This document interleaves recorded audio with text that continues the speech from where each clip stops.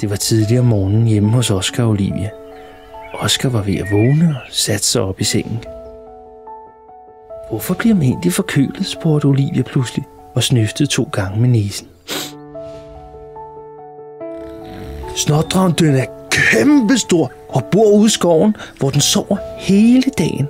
Men om aftenen, når det er blevet mørkt, så sniger den sig hen til husen og kigger ind gennem vinduerne for at finde nogle børn, den kan gøre forkølet. Det bliver altså snart mørkt, Olivia, sagde Oscar. De 2 søskende kiggede på hinanden og var begge 2 ved at revne af spænding.